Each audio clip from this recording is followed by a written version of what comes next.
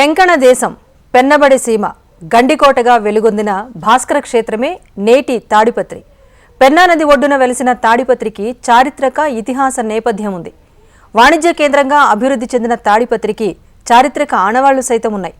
ఆధ్యాత్మిక కేంద్రానికి తోడు పండ్ల తోటలకు పేరుగాంచిన ఆదర్శ మున్సిపాలిటీ తాడిపత్రిపై హెచ్ఎంటీవీ స్పెషల్ ఫోకస్. పగలు ప్రతీకారాలతో ఫ్యాక్షన్ కిల్లాగా పేరుగాంచిన తాడిపత్రికి ఎన్నో విశిష్టతలు ఉన్నాయి. పురాణ ఇతిహాసాలలోనూ పట్టణానికి ప్రత్యేకత ఉంది. త్రేతాయుగంలో విశ్వామిత్రుడు యాగం చేస్తుండగా రాక్షసులు దాన్ని భగ్నం చేశారని, యాగం సంరక్షణార్థం అప్పట్లో రామలక్ష్మణులను తోడుగా తీసుకెళ్లారని పురాణ గాథ. రాక్షసులను సంహరించే క్రమంలో తాటకి అనే రాక్షసిని శ్రీరాముడు సంహరించారట. స్త్రీహత్య మహాపాపమని, ప్రాయశ్చిత్తం కోసం శివలింగాన్ని ప్రతిష్ఠించాలని రాముడికి విశ్వామిత్రుడు చెప్పారట.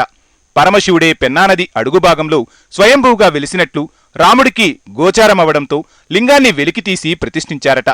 శివలింగం కింద బుగ్గగా ఎప్పుడూ నీరు ప్రవహిస్తుందట. కాలక్రమంలో ఆ క్షేత్రమే బుగ్గ రామలింగేశ్వర స్వామి ఆలయంగా నేటికి విశేష పూజలు అందుకుంటోంది. విశ్వామిత్రుల వారు రాముల వారు చెప్తారు, రామ యజ్ఞం కూడా చాలా దిగ్విజయంగా జరిగింది, ఆ రాక్షస సంహారం కూడా జరిగింది. అయితే దాంట్లో ఒక చిన్న పొరపాటు, అది ఎంత రాక్షస అయినప్పటికీ ఆ తాటకి ఎంత రాక్షస అయినప్పటికీ స్త్రీ కాబట్టి ఆ స్త్రీ హత్యోరోషం ఉండకుండా ఉండాలని చెప్పి ఆ యొక్క లింగ ప్రతిష్ఠాపన చెప్పి ఆ రాముల వారు విశ్వామిత్రుల వారు చెప్తారనమాట. విశ్వామిత్రుల వారు రాముల వారికి చెప్తారనమాట. అప్పుడు సంకల్పించిన రాముల వారు కూడా తాను తిరిగాడిన ప్రదేశాల్లో కూడా ఈ యొక్క లింగ ప్రతిష్టాపన చేసుకుంటూ వచ్చారనమాట. అయితే ఆ తాడికి సంహారం చేసినందుకు గాను ఈ ప్రాంతంలో తాటిపర్తి అనే పేరు ఈ ఊరికి సార్థకతగా వచ్చింది. ఫస్ట్ తాటిపర్తి, అది వరుసక్రమేణా తాడిపత్రిగా రూపుదిద్దుకుందనమాట. తాడిపత్రిని విజయనగర సామ్రాజ్య కాలంలో టెంకణ దేశముగా పిలిచేవారట. శాలివాహన శకం 1350లో నారాయణభట్టు అనే బ్రాహ్మణుడు విద్యారణ్య స్వాములవారి ఆదేశంతో స్థిర నివాసం ఏర్పాటు చేసుకుని ఈ ప్రాంతాన్ని అభివృద్ధి చేశారట. శాలివాహక శకం 1460 నుంచి 1525 మధ్యకాలంలో ఇక్కడి బుగ్గ రామలింగేశ్వర స్వామి ఆలయం, చింతల వెంకటరమణ స్వామి ఆలయాలు నిర్మితమైనట్లు తాడిపత్రి కైఫియత్ ద్వారా తెలుస్తోంది. అప్పట్లో ఈ ప్రాంతానికి మండలేశ్వరుడైన పెమ్మసాని రామలింగనాయుడు బుగ్గ రామలింగేశ్వర దేవాలయాన్ని, ఆయన తనయుడు పెమ్మసాని తిమ్మనాయుడు చింతల వెంకటరమణ స్వామి ఆలయాన్ని పునర్నిర్మించారని చెబుతుంటారు. నాటి రాజుల వైభవానికి చిహ్నంగా శిల్ప, చిత్రకళలు దేవాలయాలపై మనకు నేటికి దర్శనమిస్తున్నాయి. ఈ క్షేత్రంలో శివకేశవుల భేదం లేదని చెప్పేసి రామలింగనాయుడు, రామాచారి, ఆ కాలం నాటి విరూపాక్షరాయలు ఈ క్షేత్రానికి ఉత్తర దక్షిణ గోపురంలో శ్రీ మహావిష్ణు యొక్క దశావతారం ఉండడం చాలా విశేషం అండి. ఇక్కడ ఈ క్షేత్రాన్ని దక్షిణ కాశీ అని కూడా పిలుస్తారు. కాశీ క్షేత్రం ఏ విధమైన హంగులతో ఉంది, ఈ క్షేత్రం కూడా అదే విధమైనటువంటి హంగులతో ఉంది. స్వామి పక్షిముఖం చూస్తున్నాడు. కాశీ క్షేత్రం కూడా స్వామి పక్షిముఖం, స్వామికి వెనుక భాగంలో రుద్రభూమి. కాశీ క్షేత్రం కూడా స్వామికి వెనుక భాగంలో రుద్రభూమి.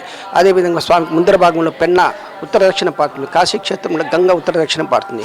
అక్కడ కాశీ క్షేత్రంలో ఎంట్రన్స్ ఉత్తర ద్వారం, ఇక్కడ కూడా ఎంట్రన్స్ ఉత్తర ద్వారం కట్టిస్తే కాశీ క్షేత్రంలో చాలా విశేషంగా జరుగుతుందని చెప్పేసి ఆ రామాచారి గారు ఉత్తర ద్వారం యొక్క గోపురాన్ని కట్టిస్తున్నప్పుడు ఈశ్వరుడి వృద్ధ బ్రాహ్మణ రూపంలో ఆయన దగ్గరికి వెళ్ళి, మీరు ఆ ఉత్తర ద్వారం యొక్క గోపురాన్ని స్టాప్ చేయండి, అది కనుక కంప్లీట్ చేస్తారంటే కాశీ క్షేత్రం తగ్గిపోయి ఇక్కడ చాలా విశేషంగా జరుగుతుందని చెప్పిన తర్వాత ఆ ఉత్తర ద్వారం యొక్క గోపురాన్ని కూడా మధ్యలోనే అసంపూర్ణంగా నిలిపివేశారు. అందువలన ఈ క్షేత్రాన్ని దక్షిణ కాశీని కూడా పిలుస్తారండి. చింతల వెంకటరమణ స్వామి ఆలయం ఉన్న స్థలంలో చాలా ఏళ్ల క్రితం పెద్ద చింత చెట్టు నుంచి పెద్ద పెద్ద శబ్దాలు వచ్చాయట. ప్రజలు అక్కడికి వెళ్లి చూడగా చెట్టు త్వరలో మహావిష్ణువు విగ్రహం కనిపించిందట. అదే సమయంలో గండికోట పాలకుడైన పెమ్మసాని తిమ్మనాయుడు విశ్రాంతి తీసుకుంటుండగా ఆయన స్వప్నంలో వెంకటేశ్వరుడు వచ్చి చింత చెట్టు త్వరలో ఉన్న తన విగ్రహాన్ని బయటకు తీసి ఆలయాన్ని నిర్మించాల్సిందిగా ఆజ్ఞాపించాడట.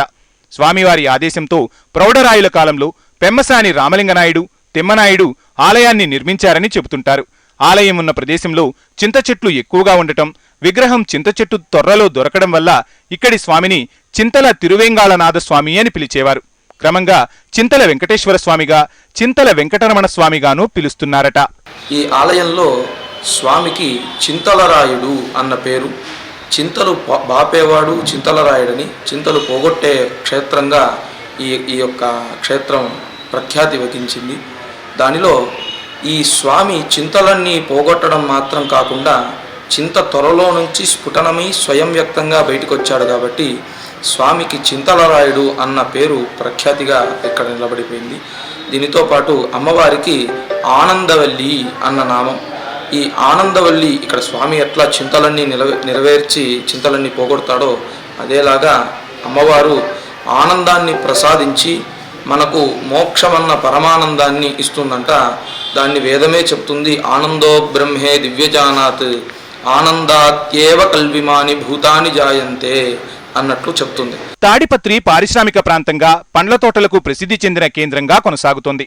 పలు సిమెంట్, స్టీల్ పరిశ్రమలతో పాటు గ్రానైట్, నాపరాయి పరిశ్రమలు తాడిపత్రిలో పెద్ద ఎత్తున వెలిశాయి.